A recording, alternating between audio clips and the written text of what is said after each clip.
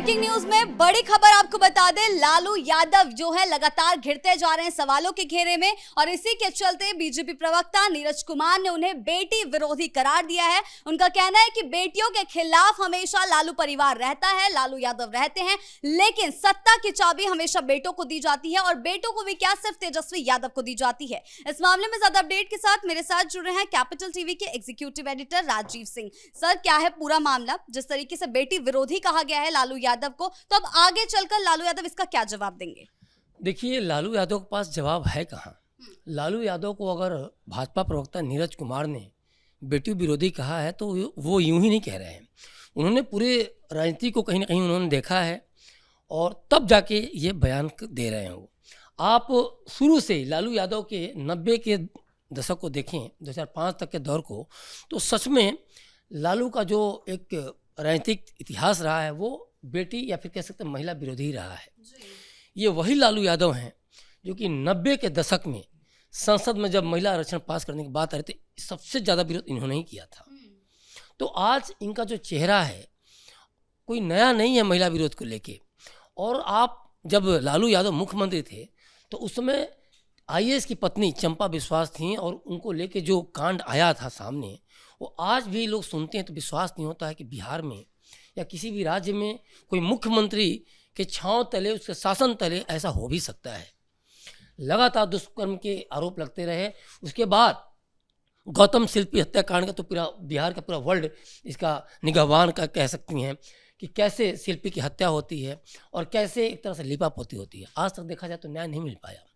उसके अलावे आरक्षण की जो मैंने बात की तो 90 के दशक में सोचिए, संसद में सबसे चिल्लाए थे तो लालू यादव चिल्लाए थे और मुलायम सिंह यादव चिल्लाए थे और इन्होंने महिला आरक्षण का विरोध किया था। उसके उल्टे नीतीश कुमार पंचायती राज में 50% आरक्षण देते हैं, महिलाओं को 35% आरक्षण देते हैं।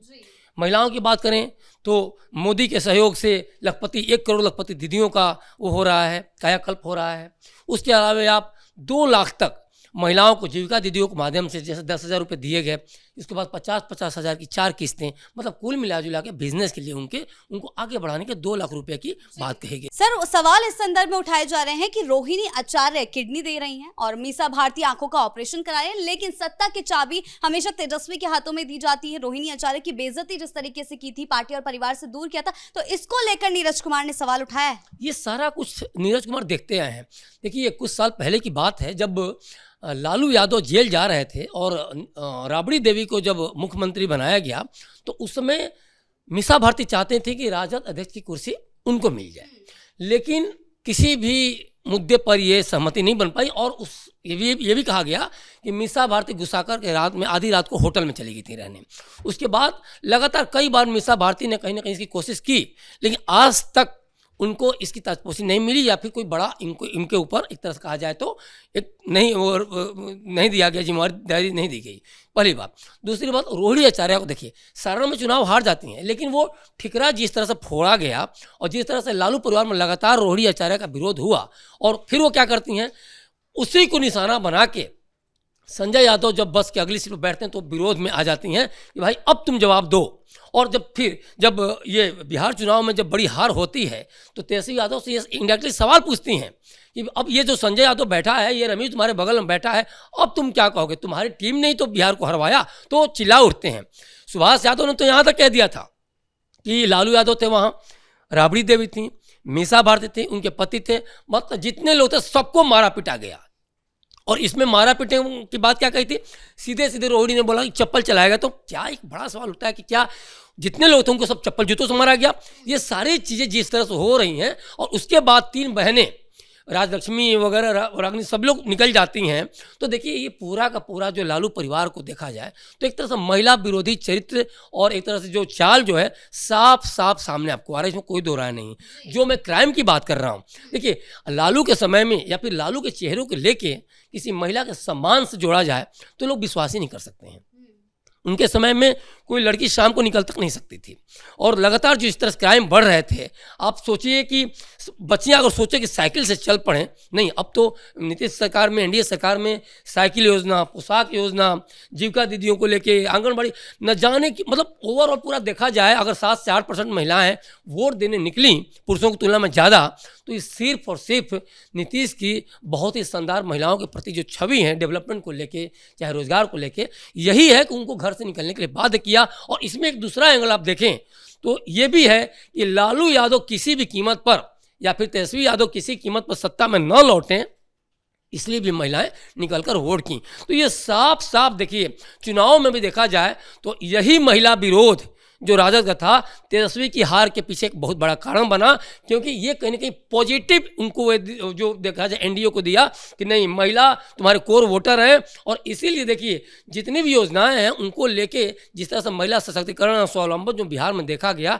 तो वो वोट देने के लिए उकसाया कि नहीं, हमें जो मिल रहा है उससे हमें नहीं गंवाना है। जबकि तेजस्वी यादव देखिए इनसे कई गुना ज़्यादा बढ़ के वादे किए थे कि भाई 30,000 रुपया हम जीविका दीदियों को देंगे, हम परमानेंट नौकरी तौर पर बहाल कर देंगे। लेकिन इनकी बातों पर लोगों ने विश्वास इसलिए नहीं किया क्योंकि शुरू से जो एक महिला विरोधी चरित्र रहा है, चाल रहा है, या जो छवि रही है राजद की, या फिर तेजस्वी यादव की, या फिर कह सकते हैं लालू यादव की जंगल राज के दौर की, जो लोगों को अभी भी याद है, या तो ये सारी चीज़ें जस्ट इनके उल्टा पड़ गया। और इसीलिए नीरज कुमार पिछले दिनों की याद दिलाते हुए आज ये कह रहे हैं कि राबड़ी देवी तो ठीक है, इनकी बच्चियां हैं, लेकिन लालू यादव की सोच क्या है? लालू यादव क्या सिर्फ किडनी लेने के लिए रोहिणी आचार्य उनकी हैं? क्या मीसा भारती आंख बदलवाने, मोतियाबिंद का ऑपरेशन करवाने के लिए हैं? तो ये सीधे सीधे लालू यादव की महिला राजनीति पर सबसे बड़ा कुठाराघात है। और जो भी उन्होंने अपने समय में, देखिए कोई बहुत बड़ी योजना लालू के समय में आप महिलाओं को लेकर देखें, जिस तरह से नीतीश कुमार ने योजनाओं को लागू किया, जिस तरह से उनको बेनिफिट मिला, लालू के समय कोई ऐसी बहुत बड़ी योजना नहीं थी। लेकिन सर, जब इस तरीके के सवाल उठाए जाते हैं तो लालू यादव चुप भी क्यों साध लेते हैं? जैसा कि हमने देखा है पहले भी रोहिणी आचार्य को लेकर जिस तरीके का मामला सामने आया, लालू यादव चुप रहे क्योंकि तेजस्वी यादव से लगाव था, उन्होंने तेजस्वी यादव के खिलाफ बयानबाजी करी थी, तेज प्रताप को घर से बाहर निकाला गया, तब भी लालू यादव की चुप्पी साधी रही। तो आखिर वो चुप क्यों हो जाते हैं? देखिए उनके पास बोलने के लिए ऑप्शन क्या है, उनको पता है कि जब बेटे बोलेंगे तो बेटियों को चुप रहना पड़ेगा। तो ये भी इसीलिए नहीं बोलते। समस्तीपुर में जब बिहार जो अधिकार यात्रा पर जब निकले थे 5 दिन के तेजस्वी यादव, तो उस समय थोड़ा सा रोहिणी की बात आई थी, और इसके बाद तुरंत भड़क के उन्होंने दिल्ली फोन किया। उसमें दिल्ली में थे, पटना में थे, और उसको बोला था कि अगर इनको नहीं मना आपने किया तो मैं सीधे सीधे दिल्ली पहुंच जाऊंगा और मैं फिर लौट के यहाँ नहीं आऊँगा। तो ये सारी बातें देखिए लगातार इसलिए हुई कि रोहिणी आचार्य इसके बाद गुस्सा कर, फिर ये भी कहा गया कि लालू यादव ने रोहिणी को फोन करके डांटा, ये सब क्या चल रहा है, ये सब जल्द से जल्द बंद करो। और उस समय आपने सुना होगा, खबरों में भी काफ़ी ये चीज़ वायरल हुई थी कि रोहिणी आचार्य गुस्सा करके रोते हुए सिंगापुर पहुंच गई थी। तो देखिए सबको पता है कि तेजस्वी यादव को लेकर जो लालू की एक जो सोच है, राबड़ी देवी की जो सोच है, वो बदलने वाली नहीं है। अब प्रॉपर्टी की बात हो, पार्टी की बात हो, तो वहाँ मीसा भारती, रोहिणी आचार्य या फिर अन्य बेटियां जो भी हैं वो सब साइड हो जाएंगी। सोचिए 7 बेटियां हैं, लेकिन किसी को आपने अभी तक से ऐसे राजनीति में वो सीधे तौर पर जो होता है, जिस तरह से उन्होंने तेज प्रताप को आगे बढ़ाया, जिस तरह तेजस्वी को आगे बढ़ाया, ठीक है तेज प्रताप अपनी पार्टी बना के अपना अलग इसमें रह रहे हैं, परिवार से भी निकाल दिए गए हैं, लेकिन तेजस्वी के ऊपर जिस तरह से उनका विश्वास है, या जिस तरह से एक तरह से वरदहस्त है कि नहीं आप ही उत्तराधिकारी हैं, उसमें कहीं से भी बेटियों को क्या मन है कि एक बात निकल के आ रही थी ना कि रोहिणी आचार्य ने 5 टिकट मांगे थे, अपने बेटे के लिए भी उन्होंने कोशिश की थी, लेकिन कहीं कुछ नहीं मिला। तो इसी से ये सारी चीज़ें निकल के आई। तो ये पूरा का पूरा देखिए, ये साफ साफ दिखा रहा है कितना ज़्यादा बेटे के प्रति पुत्र मोह में लालू किस तरह से अंधे हो गए हैं। और ये कहीं ना कहीं देखिए, अगर आपके 7 बेटियाँ हैं तो क्या बेटियों को आप जिम्मेदारी नहीं दे सकते हैं? कौन सा आप पार्टी को परिवार के बाहर रखा हुआ था आपने? राजद का मतलब लालू है, लालू का मतलब राजद है, ये तो पूरा बिहार जानता है। और इसमें भी आपने बेटियों को बहुत बड़ा दांव नहीं खेलने दिया, और सिर्फ और सेंट्रलाइज कहीं ना कहीं तेजस्वी यादव के करीब में रखे रहे। तो ये इसीलिए सवाल उठ रहा है, नीरज कुमार जो सवाल उठा रहे हैं बेटी विरोधी या महिला विरोधी, तो ये सवाल इसीलिए उठा रहा है कि लालू के पास अपने समय में तो नहीं था, और आज भी वो जिस तरह से महिला सम्मान की बात करते हैं, लेकिन वो सम्मान कहीं दिखता नहीं है। पार्टी के बाद तो छोड़िए, परिवार के अंदर भी नहीं दिखता है। और इसीलिए ये कहीं ना कहीं राजनीति के तौर पे देखा जाए एक तरह से हमले हो रहे हैं। और ये कहा जाए आगे वाले समय में भी देखा जाए तो तेजस्वी की राजनीति के लिए खासतौर पे जो भी बची खुची राजनीति है, हार के बाद खासतौर पे कह सकते हैं जिस तरह से 25 सीटों पर सिमट गए और ये कहीं ना कहीं महिला वोटों के चलते ही सिमटे हैं, तो ये और भी ज़्यादा भारी पड़ने वाली है। सर, सत्ता पक्ष की ओर से जिस तरीके की बयानबाजी सामने आ रही है उसमें उन्होंने एक और सवाल उठाया है कि मीसा भारती उनके साथ अस्पताल में थी लालू यादव के साथ, लेकिन तेजस्वी यादव गायब है। देखिए, तेजस्वी यादव तो जो हार हुई है उसके बाद वो मुंह दिखाने के काबिल नहीं रहे। उनको बहुत सारे सवालों का जवाब देना, उनको पार्टी के स्तर पर सवालों का जवाब देना है, परिवार के स्तर पर सवालों का जवाब देना है, और जवाब देते उनके बन नहीं रहा। जिस तरह से जिसने रिजल्ट आ रहा था दोपहर के बाद से वो नदार, शुरू में तो बड़ी खुशियां जताई जा रही थी कि अरे हम ये कर देंगे, वो कर देंगे, ऐसे करेंगे, वैसे करेंगे, तत्पोषी की तैयारी करो वगैरह वगैरह। लेकिन शाम होते होते वो राबड़ी आवास पे पहुंच गए और दूसरे दिन वो राबड़ी के आवास के पिछले दरवाजे से निकलते हैं।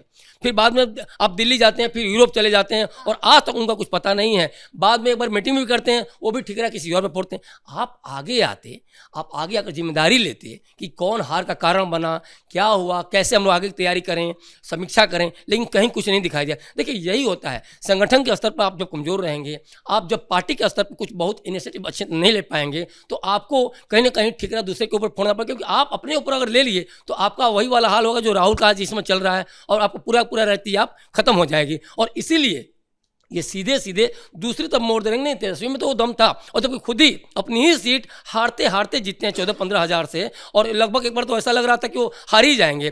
तो ये कई सारे मीडिया चैनल वगैरह भी न्यूज़ भी चलाने लगे थे, लेकिन उनका तकदीर अच्छी थी, या फिर कह सकते कि राजनीति थोड़ा बहुत संभावना बची हुई थी, वो जीत गए। लेकिन सवाल तो खड़े होने शुरू हो ही गए हैं कि तेजस्वी यादव का आगे आखिर राजनीति क्या होगा। और चूंकि अब नीरज कुमार या जिस तरह से बिहार में महिला को लेकर जो अब चल रहा है कि नहीं अब इनकी राजनीति क्या किस तरफ करोड़ लेने वाली है, तो इसमें बड़े सवाल के तहत तेजस्वी यादव घिरते जा रहे हैं। जी सर, बहुत बहुत धन्यवाद आपका इन तमाम जानकारियों के लिए। तो कुल मिलाकर लालू यादव सवालों के घेरे में घिर चुके हैं। नीरज कुमार ने कई बार अब उनकी मानसिकता को लेकर, महिलाओं के प्रति, उनकी बेटियों के प्रति कैसी मानसिकता है उनकी, इस पर सवाल उठाया है। देखने वाली बात यह होगी कि लालू यादव इन सवालों का जवाब क्या देते हैं, या इस बार भी वो चुप्पी साधे रखते हैं। ब्रेकिंग न्यूज में फिलहाल इतना ही। कैमरा पर्सन अशोक भारद्वाज के साथ मैं शिवानी रतूड़ी, कैपिटल टीवी बिहार।